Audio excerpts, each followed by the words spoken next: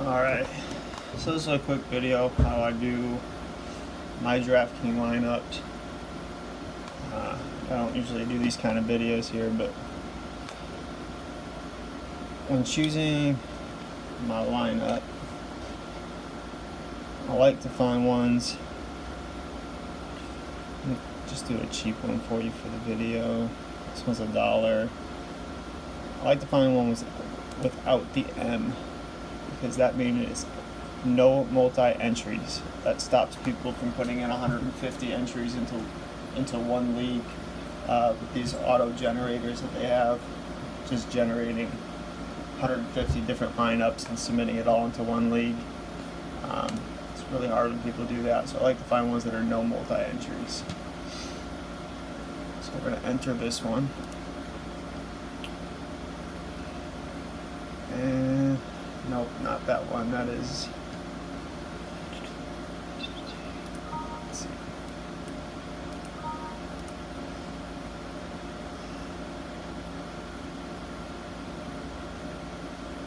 I don't want to do the showdowns, captains, or any of that stuff. I want to do the generic.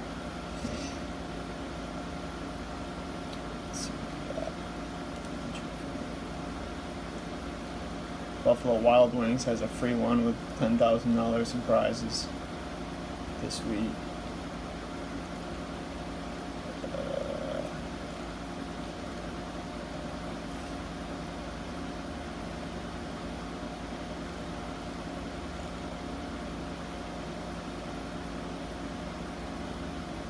There you go. NFL, 15,000 daily dollar. No multi-entry. Draft. So what I like to do on these, with a quarterback, so much deep value at quarterback. I like to stay under 6,000 on my quarterback. It allows me to spend a little bit more on my receivers and running back flex position.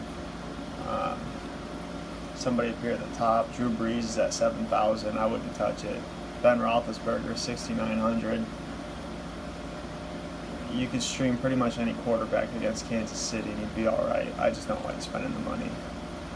When I can come down towards the bottom here, let's see. Ryan Fitzpatrick, don't think he's going to do that well against Philly, but he's 5,500. Usually I'd come down here and try to find something. Cleveland, Tyrod Taylor is playing against New Orleans defense, 5,900. Let's try him. He's going to have to put up a ton of points to stay in the game. And running back.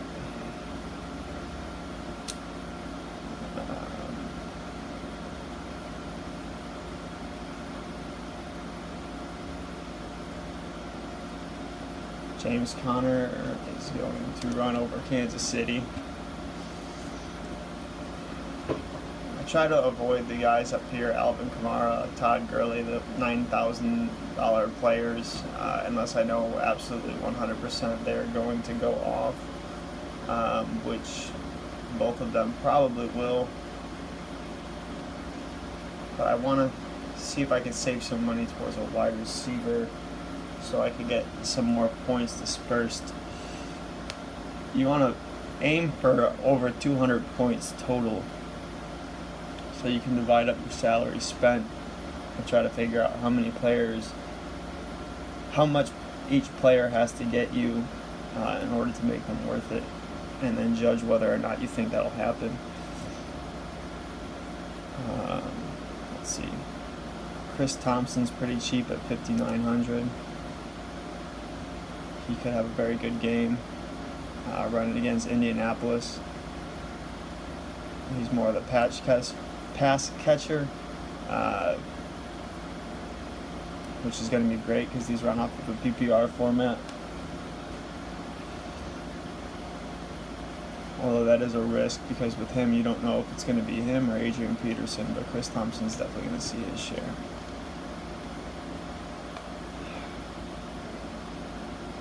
Antonio Brown is 8,800 going against Kansas City.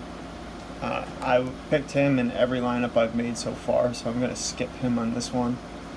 Tyreek Hill I've also picked up on all of my leagues, so I'm going to skip him on this one.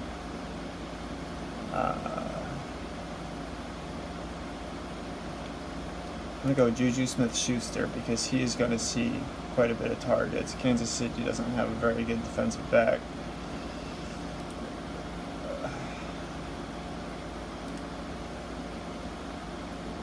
Let's see.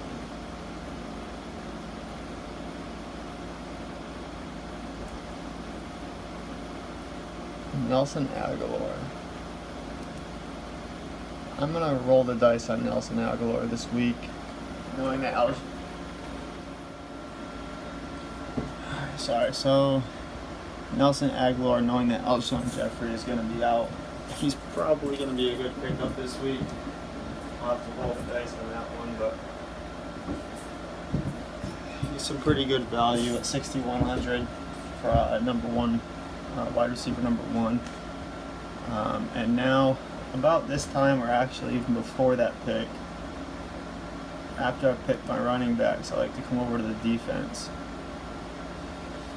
And the reason I do this is I'll come down and just a quick glance at defenses.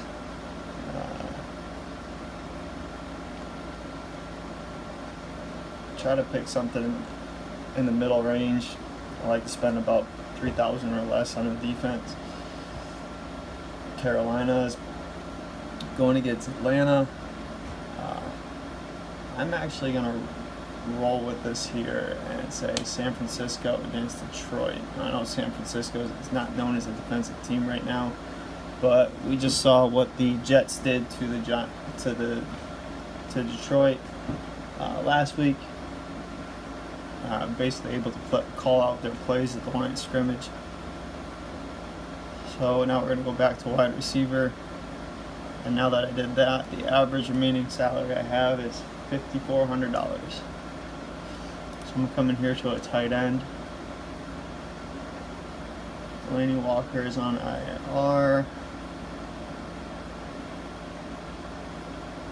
I am going to take Cook at 3,600 for my tight end. So now I've spent up my lower salary. So for another wide receiver and my flex position, I've got $6,300 to spend.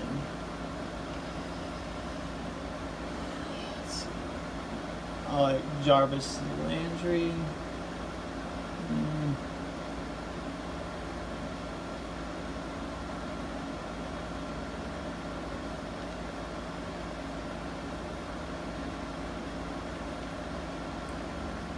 Demaryius Thomas, not a huge fan of. Emmanuel Sanders seems to be the favorite target there. Keelan Cole is somebody to keep an eye on. This is a guy, $4,900, and he is the wide receiver one there in Jacksonville right now, with Lee going down for the year. Keelan Cole's expected to take that void. So if I take Keelan Cole, as my last wide receiver, that leaves me $7,700 for my flex position. And I can take Tyreek Hill or Melvin Gordon against Buffalo.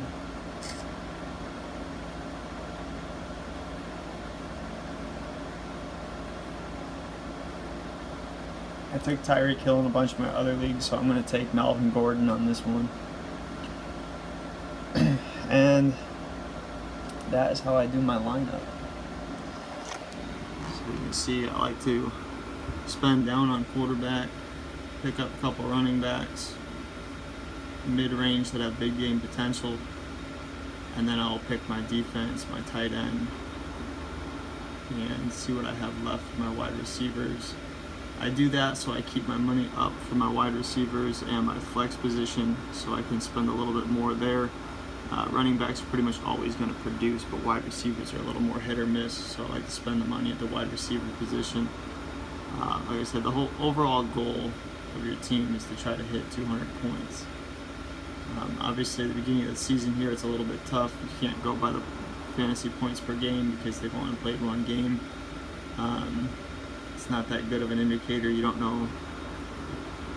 I mean, they could have had a good game. There could have been an injury on the opposing team. Be a number of different things that go into that fantasy points per game column. That's this column right here. That tells you. But that is how I like to go about doing my lineups. Let me know what you guys do. See if you have any other different tactics. But I like to do these. I do a couple of them every week. I don't do too many. The DraftKings tournaments, they're very hard to hit on. You got to get 200, 230 points for your entire team in order to really place anywhere in these tournaments. So let me know what you guys think. See what you're doing out there. Let's see what everybody else does different. Thanks for watching.